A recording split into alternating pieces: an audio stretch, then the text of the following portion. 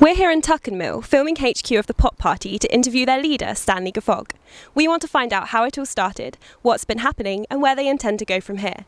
Now, I've been told it all happens in a shed at the bottom of a seemingly normal suburban garden.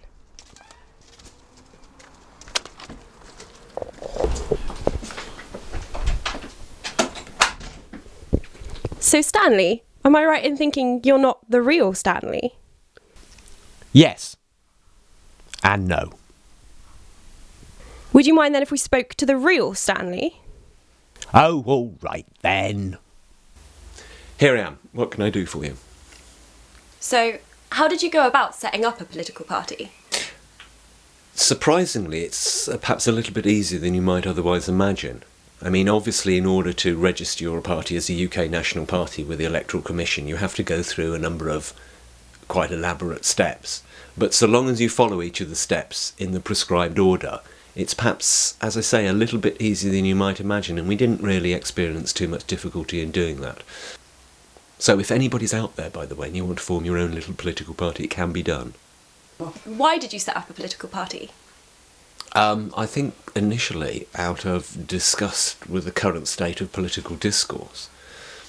The political party, the PoP Party, started off as an idea for a blog site or a website which brought to the public various issues associated with neoliberal economic doctrines and things of that sort. And it had been really on the back burner for many, many years, really. A friend of mine had wanted to be doing this for a long, long time. And our main purpose, ultimately, is to hopefully make people increasingly aware that there are alternatives to the current political discourse, and that's essentially what the PoP Party is all about, one way or the other. What was your main focus during the general election and now post-general election? The main focus for this election was to make people aware of the possibility of a different way of thinking about economics, politics, and so on and so forth. So in that function, we intend to continue precisely as we have been doing so far, but on a much longer basis, on a longer term basis, so that people have a facility, a little toolkit of equipment, so to speak, whereby they can utilise the various bits in our tool bag to argue against certain things associated with austerity and so on and so forth. But essentially our aim remains the same as it always has been, to give people this ability to be able to think more clearly and effectively about current issues in culture and society and economics and whatnot. And that will always remain the same. And it's a long-term... We're involved, let's be honest about it, we're involved one way or another in long-term ideological warfare. That's what we're involved in, that's the whole point of it. And it will take a long time to do it. So consequently, it's necessary for the blog site to remain as it is, the Principles of Politics website to remain as it is for indefinitely, in point of fact. Because as it stands at the moment, there will always be a need for it. And we can't expect victory at any point soon. How did you find the hustings and the questions at the hustings? There's two things to mention here. First of all, let's bear in mind that the Truro-Falmouth constituency consists of approximately 73,000 voters. Given that we did something like 6 or 7 of these various hustings, and at each of them no more than 50 people were effectively turning up, you can fairly say that there wasn't 73,000 people bursting to get in to various places in order to find out exactly what it was that their local candidates were potentially offering. So that's a problem initially, namely the inability of small parties such as ourselves to get out something like a message which isn't appearing in the normal way of the press. I mean, people seem to be under this bizarre impression that essentially there is no alternative to parties of austerity, but there is actually, but not only ourselves but also the Green Party, for example, and the NHA Party, and maybe Inkerno to a certain extent, are offering a very, very different vision for an economic future which is very, very distinct from that which is offered by the mainstream parties. The additional problem associated with them is, of course, the contemporary soundbite nature of politics. So whereas we're in the business of giving an articulated answer to a particular range of problems, we're unfortunately constrained to try and present it in the form of a soundbite. Contemporary political reality cannot, unfortunately, be condensed into a sort of soundbite which so often these days passes for party politics. It just can't be done.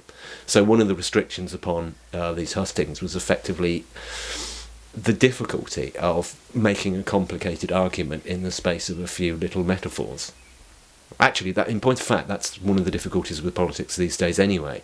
You know, the apparent need to actually condense it down into a series of easily understood metaphors.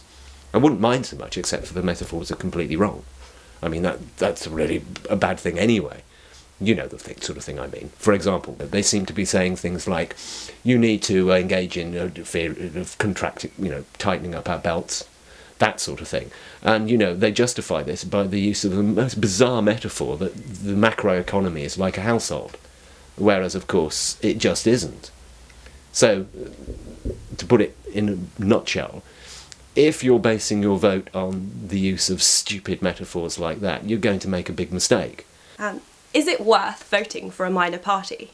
So I think it is worthwhile voting for a minor party because, after all, ultimately, if you don't vote originally for a minor party, there's no possibility that they will ever become a major party.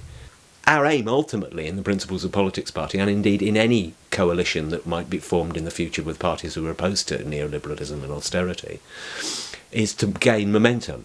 And the truth of the matter is, if you vote for what is at the present moment in time a small, apparently fringe party, that will increase the momentum of such things. Let me put it like this. I mean, a lot of people, I know personally a lot of people, who voted for the Liberal Democrats on the grounds that they would keep the Tories out, only to be, shall we say, slightly bemused, to say the least, that they ended up in a coalition with the Tories. So here's the thing of it. This is not some strategic voting, the idea of strategic voting or tactical voting. One of the problems with it is that actually you're trying to put a probability on what is effectively something which is completely uncertain. Risk and uncertainty are very, very different things. So the idea that the general electorate is clever enough to make a sensible, sound decision about how to vote tactically is just bonkers.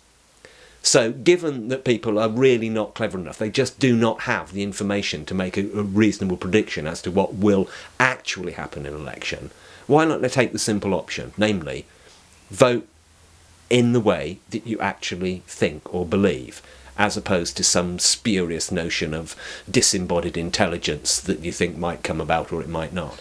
Where do you see the PoP Party in 5 years? Hopefully, some way further along the same road. As I've described before, the road is very, very straightforward. It's a political group intending to bring attention towards different ways of doing things, both from an economic and a political and also an ethical point of view. But in order to get a little bit further along that road, obviously we need to be engaging in various other activities, if only from a financial point of view, to fund our various activities. So recently we've been setting up various, what you might describe as complementary projects to the basic PoP project. Things like, for example, musical productions. We've recently released a single, but also doing some filming, and we also have some even more bizarrely abstruse projects, which we have in mind to do, one associated with computers and mathematical logic and things like that. All of which are very, very interesting, but I suspect most people listening to this actually won't be that interested. But that's okay.